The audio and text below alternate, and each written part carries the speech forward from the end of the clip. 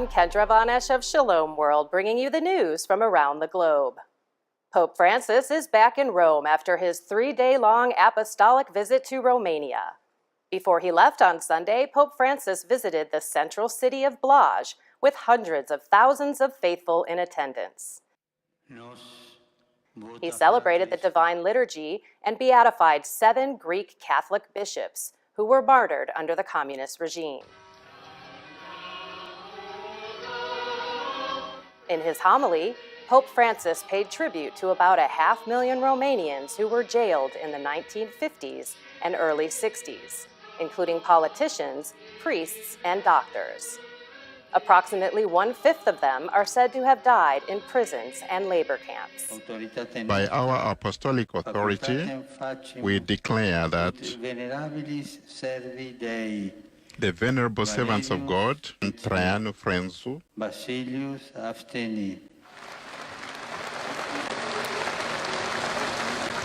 Later, while the Pope was on his papal flight home, he said that his relationship with Pope Emeritus Benedict XVI gives him strength and reminds him of the living tradition of the Church. Every time I go to visit him, I feel like that. I take his hand and get him to talk. He speaks little, slowly, but with the same depth as always, because Benedict's problem is his knees, not his head, said the Holy Father. Benedetto sono le ginocchia, non la testa. Ha una lucidità grande. E io sentendo parlare lui divento forte. A procession to offer reparation to the Sacred Heart of Jesus for the offenses of the local gay pride parade was a success. The event was organized by the Committee of St. Geminiano and was held on Saturday in Modena, Italy. The committee is a group of Catholic faithful who place themselves under protection of the city's patron saint, the 4th century bishop of Modena, San Geminiano. The procession of reparation to the Sacred Heart was earlier endorsed by the Italian minister Lorenzo Fontana.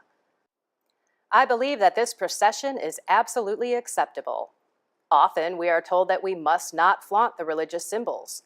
The procession is also a religious value, and certain Christian values are based on our history, identity, and tradition, and we need to support them, said the Italian minister. According to a Barna Group research report, millennial-aged Americans who identify as non-Christian display more interest in spiritual issues than older non-Christians. Barna found that 75% of non-Christian millennials reported having at least one conversation about their religious beliefs with the close friend or family member, which is well over the 52% of older non-Christians.